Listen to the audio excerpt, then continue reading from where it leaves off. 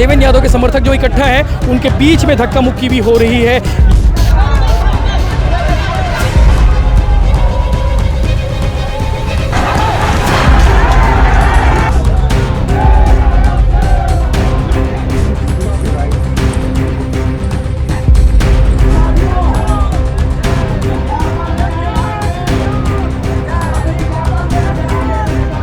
Police की ओर से कहा गया था कि विधायक देवेंद्र यादव का संबंध कुख्यात अपराधियों से था। सूरजपुर के कुख्यात अपराधी कुलदीप साहू के साथ उनकी तस्वीरें भी थी। इसे भी आधार बनाया था गिरफ्तारी का। वकील ने कोर्ट में बताया कि कार्यक्रम के जरिए जो फंडिंग के आरोप लगाए गए थे कि कार्यक्रम को फंडिंग किया गया है विधायक देवेंद्र यादव की ओर से, वो वकील ने उसे नकारा है।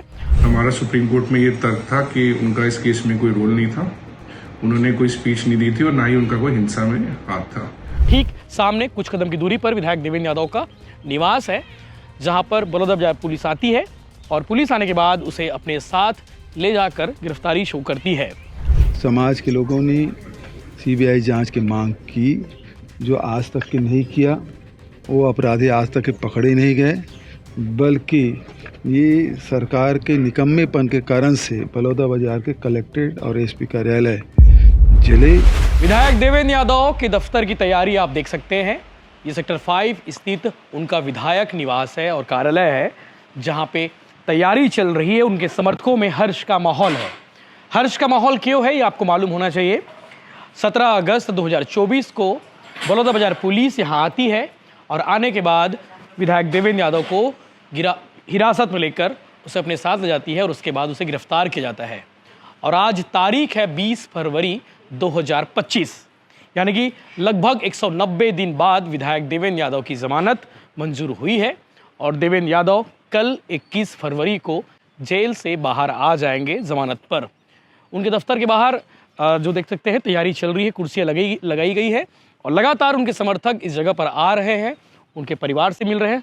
ठीक सामने कुछ कदम की दूरी पर विधायक देवेंद्र यादव का निवास है, जहाँ पर बलौदाबाजार पुलिस आती है और पुलिस आने के बाद उसे अपने साथ ले जाकर गिरफ्तारी शो करती है।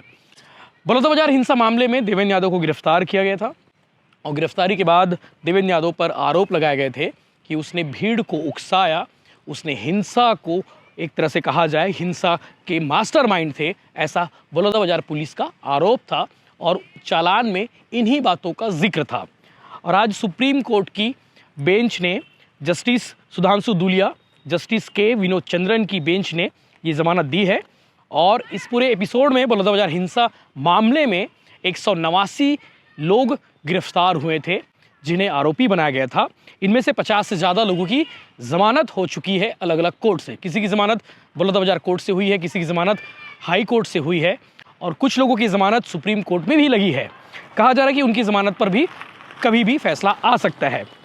और विधायक देवेंद्र यादव के खिलाफ लगभग 19-20 धाराएं लगाई गई थी, बहुत सारी धाराएं थी। उन धाराओं का जिक्र करना अभी इस वक्त संभव नहीं है, लेकिन उस धाराओं के तहत उन मामले में देवेंद्र यादव पर आरोप था कि देवेंद्र यादव ने बलौदाबाजार हिंसा को उकसाया और हिंसा कराने के पीछे एक षड्यंत्र रचा, साथ ही साथ उस कार्यक्रम में जाकर लोगों को मोटिवेट किए। बाकायदा ये बलौदाबाजार पुलिस की ओर से चालान पेश किया गया था। उस चालान के जिक्र मैं करता हूं कि बलौदाबाजार पुलिस ने चालान में क्या कुछ कहा था वो भी जानिए, और विधायक देवेंद्र यादव की ओर से उनके वकील ने क्या कहा है और क्या तर्क दिया है ये भी आपको जानना चाहिए। तो शुरुआत करते हैं। आपको मालूम होगा 15 मई को सतनामी समुदाय के धार्मिक स्थल गिरोधपुरी धाम से लगभग 5 किलोमीटर की दूरी है मानाकोनी बस्ती में बागिन गुफा से लगे धार्मिक चिन्ह जैद खाम, जिसे आप जानते हैं, देर रात क्षतिग्रस्त कर दिया गया था और उसके बाद कार्रवाई की मांग उठी थी और लगातार लोकल स्तर पर, स्थानीय स्तर पर प्रदर्शन होता रहा और फाइनली 10 जून 2024 को एक उग्र आंदोलन हुआ सतनामी समाज की ओर से। उसमें बहुत सारे संगठन के लोग शामिल थे और उन लोगों ने अपनी डिमांड की। इस डिमांड के दौरान उनका कहना था कि सीबीआई जांच होनी चाहिए और अचानक भीड़ उग्र होती है और कलेक्ट्रेट में तोड़फोड़ होती है, एसपी दफ्तर को भी जला दिया जाता है, बहुत सारे विभाग के फाइल जल जाती हैं और इस मामले की जांच शुरू होती है। और उसके बाद बलौदाबाजार पुलिस विधायक देवेंद्र यादव को आरोपी बताती है। आरोपी बताने के पीछे के जो चालान में जिन बातों का जिक्र किया है बलौदाबाजार पुलिस ने, वो भी जो बताते हैं, जिसमें पुलिस की ओर से कहा गया था कि विधायक देवेंद्र यादव का संबंध कुख्यात अपराधियों से था। सूरजपुर के कुख्यात अपराधी कुलदीप साहू के साथ उनकी तस्वीरें भी थी, इसे भी आधार बनाया था गिरफ्तारी का। दूसरा, उनकी एक्टिविटी हिंसा के नेतृत्व करने की इच्छा शक्ति को दर्शाती है, ऐसा कहा गया था चालान में। इसके अलावा भड़काऊ भाषण देने से लोगों को रोकने की कोशिश नहीं की, समर्थकों के साथ वहीं बैठक करते रहे, जिसके बाद हिंसा, तोड़फोड़, आगजनी हुई, ऐसा चालान में कहा गया था।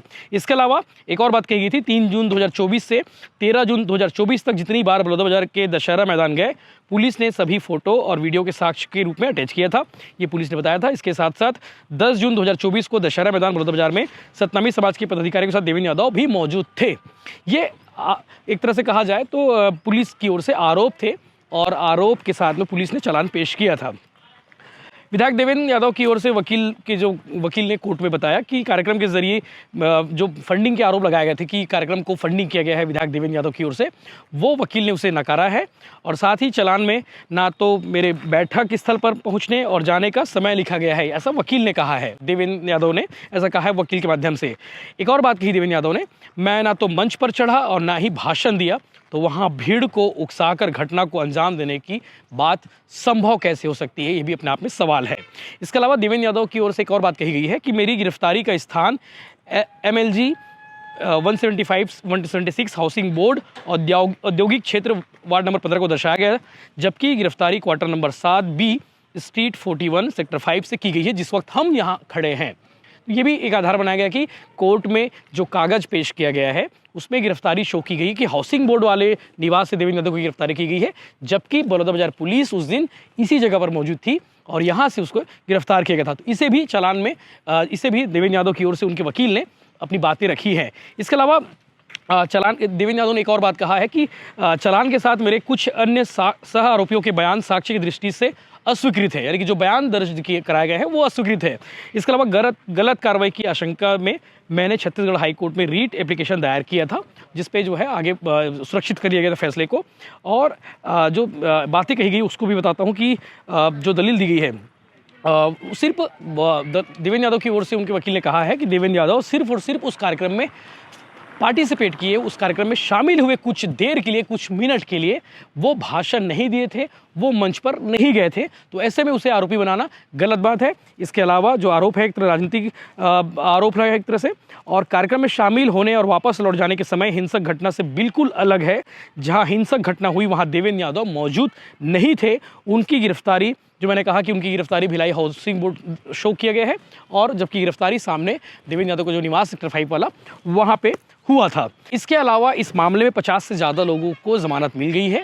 उसे भी तर्क दिया गया कि बाकी और भी जो आरोपी थे उनकी ज़मानत हो चुकी है, तो देवेंद्र यादव को ज़मानत क्यों नहीं दी जा रही है, क्योंकि देवेंद्र यादव विधायक भी हैं, उन्हें बहुत सारा काम होता है, जनता से जुड़े काम होते हैं, इसे भी एक आधार बनाया गया। इसके अलावा तत्कालीन कलेक्टर KL चौहान और तत्कालीन SSP सदानंद कुमार, इन दोनों को सस्पेंड कर दिया गया था। सस्पेंड करने के बाद इन्हें बहाल कर दिया गया, तो उनको भी जो बहाल की गई है उसे भी एक तरह से आधार बनाया गया है। उन्हें जो बहाल की गई है, उन्हें जो क्लीन चिट दी गई है, तो उस तर्क को भी इसमें शामिल किया गया है।